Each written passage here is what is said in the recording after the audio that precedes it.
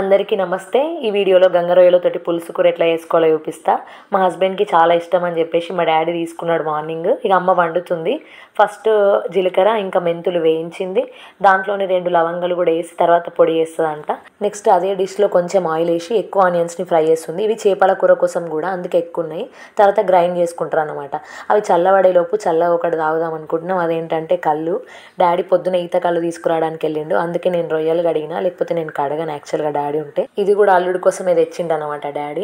ఇక మేమైతే కొంచెం కొంచెం దాగినాము. తర్వాత పొడి చేసి పెట్టుకుంది. మెంతులు, జీలకర్ర, లవంగాలు ఒకటి, ఇంకా వెల్లుల్లి కూడా దంచి పక్కన పెట్టుకుంది. ఏ సీ ఫుడ్ వండినా సరే అల్లం వెల్లుల్లి వేస్తుంది, మళ్ళీ వెల్లుల్లితో సపరేట్గా తాలింపు వేస్తుంది మా అమ్మ. ఇక డిష్ పెట్టింది, ఆయిల్ వేసింది. తర్వాత దాంట్లో ఫస్ట్ వెల్లుల్లితో తాలింపు వేస్తుంది. వెల్లుల్లి కొంచెం ఫ్రై అయిన తర్వాత బండ పువ్వు వేస్తుంది. బండ పువ్వునే బిర్యానీ పువ్వు అని కూడా అంటారు. మా సైడ్ నాన్ వెజ్ కూరలలో వేసుకుంటారు ఎక్కువగా. ఇది కొంతమందికి తెలియదంట. ఇక తర్వాత ఏంటంటే అల్లం వెల్లుల్లి పేస్ట్ కూడా వేసుకుంటుంది. మళ్ళీ అల్లం వెల్లుల్లి పేస్ట్ ఇట్లా దంచి పెట్టుకుందనమాట ముందే. ఇక ఆనియన్ పేస్ట్ ఇంతాక ఫ్రై చేసి పెట్టుకున్నాం కదా, వాటిని గ్రైండ్ చేసి పెట్టుకుంటే దాంట్లో నుంచి ఎంత అవసరం అంత రొయ్యల కూరకి వేసింది. రిమైనింగ్ చేపల పులుసు కోసం పక్కన పెట్టేసుకుంది. ఇక అవి ఫ్రై అయిన తర్వాత మెంతులు, జీలకర్ర, లవంగాల పొడి కూడా కొంచెం వేసింది తాలింపులో. ఇవి కొంచెం ఫ్రై అయిన తర్వాత పసుపు వేస్తుంది. తర్వాత రొయ్య ముక్కలు వేస్తుంది కడిగి పెట్టినవి. దాంట్లో ఏంటంటే రొయ్యలలో కాళ్ళు ఉంటాయి, అవి పడేయొద్దు, వండుకోవాలి. చాలా టేస్టీ ఉంటుంది దాని లోపల ఉండే మాంసము. ఆ ఫ్లెష్ ఉంటుంది, అది సేమ్ ఎండ్రికాయలు లాగా ఉంటుంది అన్నమాట. ఇది చాలామందికి తెలియదట. నేను వీడియో పెట్టిన తర్వాతనే చాలామంది తెలుసు అని చెప్పిండ్రు మా ఫ్రెండ్స్ అయితే.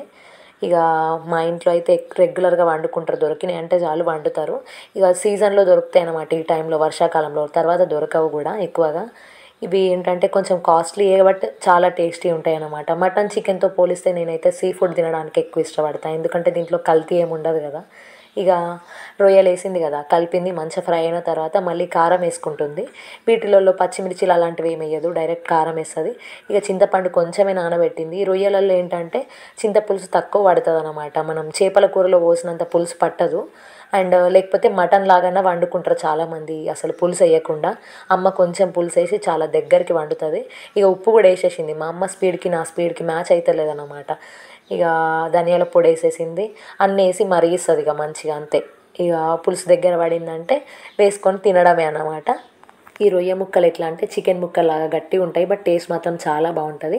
అండ్ చికెన్, మటన్ కంటే కూడా ఈ రొయ్యలు, చేపలు, ఎండ్రికాయలు వీటిలో ఉండే ఫ్లెష్ చాలా మంచిది మనకు. ఎందుకంటే వాటిలో omega-3 ఫ్యాటీ యాసిడ్స్ ఎక్కువ ఉంటాయి కదా. అండ్ వీటిలో కల్తీ ఏమి ఉండదు అనమాట. అవైతే ఏంటి ఇంజెక్షన్స్ వేసి పెంచడం అట్లాంటివి ఉంటాయి కదా. అండ్ మా తెలంగాణలో ఏంటి రొయ్యల చెరువులు, చేపల చెరువులు అని సపరేట్గా ఇట్లా ఏం పెంచరు. న్యాచురల్గా దొరికినవే పట్టుకొచ్చి అమ్ముతారు కాబట్టి చాలా హెల్దీ అని చెప్పొచ్చు. అందుకని చెప్పేసి నేను ఎక్కువ సీ ఫుడ్నే ప్రిఫర్ చేస్తూ ఉంటాను. మీ ఇంట్లో కూడా చిన్న పిల్లలు ఉంటే చికెన్, మటన్ లాంటివి కాకుండా సీ ఫుడ్ని ఎక్కువగా పెట్టండి. చేపలు కానీ, రొయ్యలు కానీ న్యాచురల్గా మంచివి దొరుకుతున్నాయి మనకి ఇంటికి దగ్గరలో అంటే మాత్రం పిల్లలకి చిన్నప్పటి నుంచి అలవాటు చేయండి. చిన్నప్పటి నుంచి పెట్టకపోతే వాళ్ళు పెద్ద అయ్యాక తినరన్నమాట. చాలామంది పేరెంట్స్ సీ ఫుడ్ తినరు, మటన్, చికెన్ మాత్రమే తింటారు. ఇంకా అవే వండి పెడతారు. పిల్లలకు కూడా అవే అలవాటు. అందుకే మంచివి ఏవైనా పిల్లలకి ఇంట్లోనే అలవాటు చేయండి. ఇక నేనైతే మార్నింగ్ చేపల పులుసు తిన్నా, నైట్ రొయ్యల కూరతో తింటున్నా. ఇదేంటంటే జాయింట్ దగ్గర కొంచెం కొరికితే ఇట్లా ఫ్లెష్ బయటికి వచ్చేస్తుంది ఈజీగా. ఈ ఫ్లెష్ అయితే చాలా టేస్టీ ఉంటుంది. దొరికిన వాళ్ళు ట్రై చేయండి. అండ్ వీడియో నచ్చితే లైక్, షేర్, సబ్స్క్రైబ్. విశ్వవిద్యాస్ జర్మనీ ముచ్చట్లు.